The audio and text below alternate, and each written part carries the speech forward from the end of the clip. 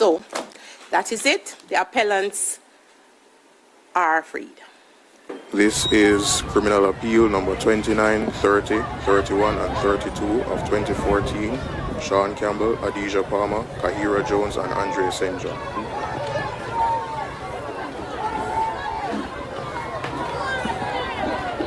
If it pleases you, Madam President, it's a pleasure to address you as such, my lady. For the first time, the appearances, congratulations, my lady. The appearances in this matter for the appellants: John Clark, Isa Buchanan, Alessandro Labiche, and Mr. Iqbal Chevalier. For the Crown, we have Miss Claudette Thompson, the Acting Director of Public Prosecution, Mr. Yannick Forbes, the Assistant Director, and Mr. Rashid Lee from Council are present today, and we're all here with bated breaths, awaiting the court's judgment in this matter. Thank you, Counsel.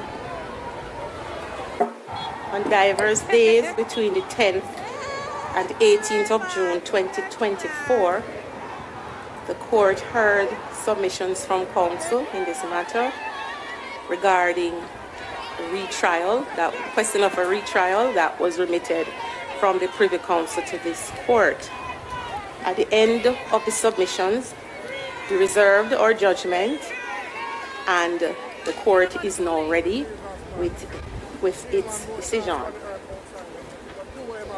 The decision of the court is unanimous, and we have a judgment in writing, which is still subject to editing in any event because we were trying to make the deadline. What we have done is to extract a summary of our reasons for the decision with the promise to release the full judgment as soon as possible. So what the court has today is a summary which is in writing and will be released. And we have a disclaimer.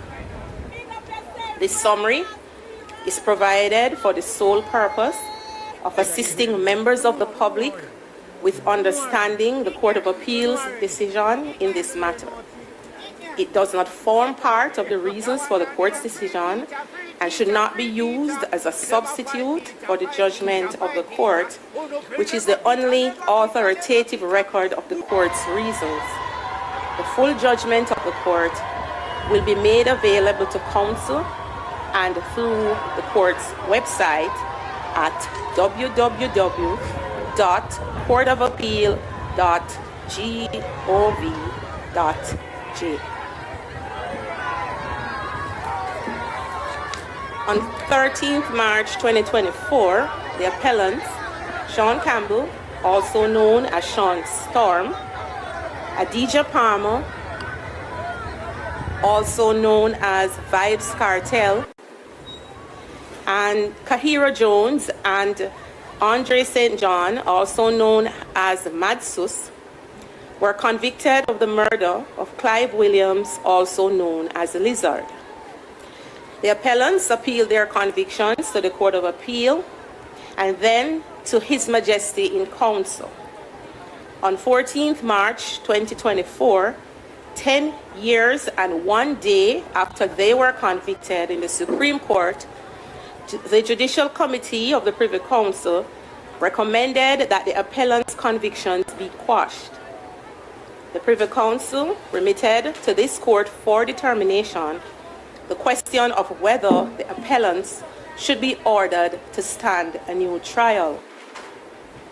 Over 6 days, the court, comprising Judges of Appeal MacDonald Bishop, P. Williams, and D. Fraser, heard arguments by counsel for the appellants on the Crown on that question. The court has considered counsel's written and oral arguments, as well as the authorities and evidence filed by both sides, and has arrived at a unanimous decision. For a fulsome appreciation of the question remitted to this court for determination, and the court's resolution of the issues and sub-issues raised by the parties relative to that question. An abbreviated summary of the background is provided. The allegations in the court below were that the deceased and Lamar Chow, the prosecution's sole eyewitness, had been given 2 unlicensed firearms belonging to Palmer for safekeeping. The appellant Palmer gave Lamar Chow and the deceased a deadline of 8:00 p.m. on 14th August 2011 to return them, with which they failed to comply.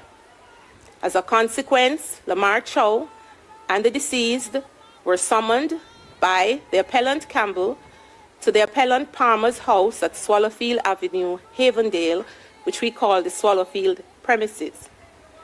They went there by taxi on 16th August 2011, accompanied by Campbell, and on arrival were met by the appellants Palmer, Jones, and St. John. The appellant Palmer asked what plans Lamar Chow and the deceased had for replacing the firearms, to which the deceased replied that he would replace them. They were then both attacked, after which Chow saw the deceased lying motionless on the ground, with the appellant Jones bending over him. Lamar Chow escaped, but the deceased was never seen again, and calls to his mobile phone went unanswered. A team of police officers went to the Swallowfield premises to investigate the alleged homicide. They noticed that the house smelled of disinfectant. When the police returned to the premises on a subsequent visit, they found that the entire interior of the house had been destroyed by a fire. On a further police visit, it was discovered that the rear of the house had been demolished. The police dug at the premises but did not find anything of significance to their investigations. The appellants were taken into custody on 30th September 2011 and subsequently charged for the deceased's murder. They have been detained ever since. The appellants were tried in the Home Circuit Court before Justice Campbell, the trial judge, sitting with a jury. The trial lasted 64 days. During the course of the trial, there were 3 incidents involving the jurors.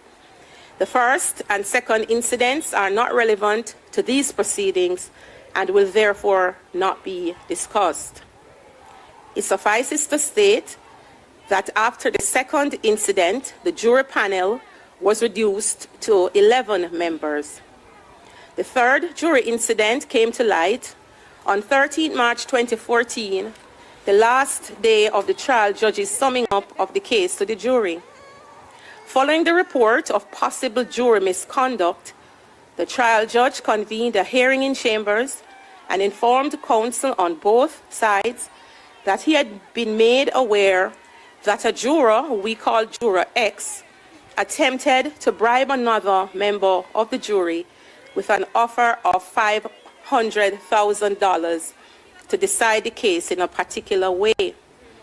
The trial judge and counsel on both sides questioned the forewoman of the jury in chambers. The forewoman informed them that Juror X had spoken to all the jurors and encouraged them to free the appellants without regard to the evidence. There was no evidence to connect any of the appellants with the activities of Juror X. Faced with the possibility of having to abort the trial judge heard submissions from the Director of Public Prosecutions, the DPP, and Defense Counsel. Despite Defense Counsel's resistance, the trial judge decided to continue with the summing up and handed the case over to the jury that evening. The jury deliberated for over 3 hours and by a majority of 10-1, convicted the appellants of the deceased's murder on the same day. The appellants were each sentenced by the trial judge to imprisonment for life at hard labor with the stipulation that the appellants Campbell and Jones should serve a minimum of 25 years in prison before becoming eligible for parole, and the appellants Palmer and St. John should serve a minimum of 35 and 30 years, respectively. The appellants were unsuccessful in their appeal to this court and appealed to the Privy Council. The Privy Council allowed the appellants' appeal and quashed their convictions on the basis that the trial judge's treatment of the third incident of jury misconduct was a material irregularity in the course of the trial, giving rise to a miscarriage of justice. In the Privy Council's view, the trial judge should have done more to investigate the third incident of jury misconduct and not rely solely on the forewoman's account. Furthermore, allowing Juror X to continue to serve on the jury was fatal to the safety of the convictions and was an infringement of the appellant's fundamental right to a fair hearing by an independent and impartial court under Section 16 of the Constitution of Jamaica. Lastly, the fact that the prosecution was prepared to waive the irregularities in the trial did not absolve the trial judge of his responsibility to ensure a fair trial. In all the circumstances, the trial judge ought to have discharged the jury and ended the trial in order to protect the integrity of the system of trial by jury. Against this background, the court has to determine whether the interests of justice require that the appellants be ordered to face a new trial or whether judgments and verdicts of acquittal should be entered. The court starts with the Constitution, which provides that upon conviction, a person should not be tried for a second time unless a court of superior jurisdiction, which is the appellate court, orders that there be a retrial. The Constitution did not set out the circumstances in which the court should order a retrial. It is to case law that the court looks to determine what are the principles applicable to the question of whether there should be a retrial. The court looked at all the applicable legal principles governing the question of a new trial, which was set out most authoritatively by the Privy Council in the case of Reed against the Queen. We will not state the citation at this time, but that is in writing. The court also looks at other principles emanating from subsequent cases since Reed, and we have an amalgamated list of those factors. There are 12 factors that the court has considered. The seriousness and prevalence of the offense, that's one. 2, the strength of the prosecution's case. 3, the availability of the prosecution's witnesses and exhibits. 4, the availability of the defense witnesses. 5, delay and whether a retrial can be facilitated within a reasonable time. 6, the time, financial costs, expense, and impact on the court's resources of a new trial if one is ordered. 7, the ordeal to be faced by the appellants if a new trial is ordered.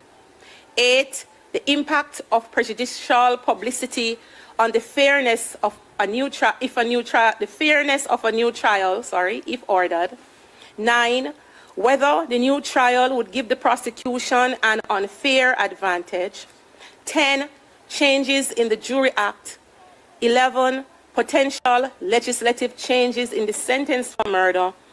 12, the possibility of prejudice arising from the mandatory minimum sentence and minimum term before eligibility for parole. we have considered all the factors governing the court's determination of whether a new trial should be ordered, and have given due regard to all the material, submissions and evidence presented by the appellants and the Crown. We commence by stating that the egregious nature and seriousness of the offense in this case is beyond argument. So too is the prevalence of the offense of murder in Jamaica. We make bold to say that the features of this case bear every hallmark of a deliberate attack on and barefaced defiance of law and order, involving allegations of transactions relating to illegal firearms, a killing in respect of which the body of the deceased has not been recovered, or should we say an alleged killing in which the body of the deceased has not been recovered, and interference with a crime scene while it was under the control of the police. The court is therefore satisfied that the nature, seriousness, and prevalence of the alleged offense in this case are powerful factors that weigh in favor of a retrial. The court, however, finds that there are several equally powerful factors which, when combined, militate against ordering a new trial. In summary, these factors are the insufficient and inadequate account by the prosecution for the availability of its witnesses and trial exhibits. Witnesses and trial exhibits relied upon by the appellants, which tended to support their defense at their first trial, are now unavailable or cannot be accounted for. 3. The appellant's trial in the Supreme Court was complex, lasting 64 days, and utilized a significant share of the court and the appellant's resources. Therefore, the time, financial costs, expense, and impact on the court's resources, as well as other cases in the queue awaiting trial, we find that this is significant and it militates against a new trial. 4, the psychological, financial, and medical effect that a new trial would likely have on the appellants who have already spent 13 years in custody, which is demonstrated by medical and other affidavit evidence. We look at the medical problems relating to the appellant Palmer, which came through medical reports that stand unchallenged by the Crown and therefore speak to declining health in the penal institution. The court looks at the lapse of time between the commission of the alleged offense and the likely time in which a new trial would take place, which would, in our estimation, be at least 15 years. We find that to be inordinate. 6, the unjustifiable interference with the appellant's constitutional rights to a fair hearing within a reasonable time under Section 16 of the Constitution of Jamaica, and the potential for that breach or interference, we should say, continuing if a new trial is ordered.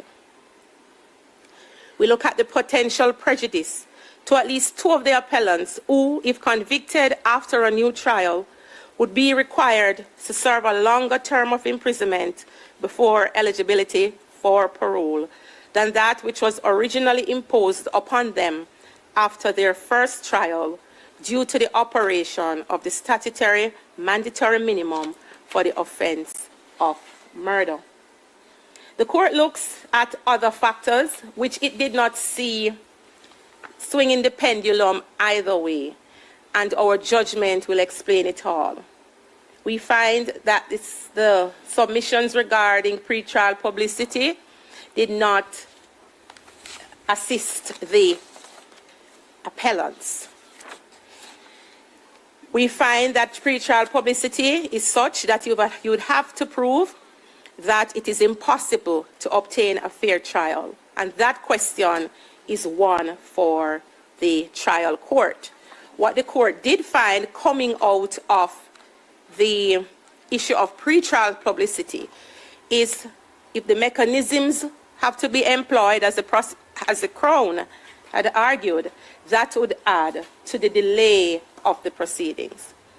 As we have said, we have looked at all the other factors, but we find by now, having weighed everything in the balance, that the countervailing, the weight is against a new trial.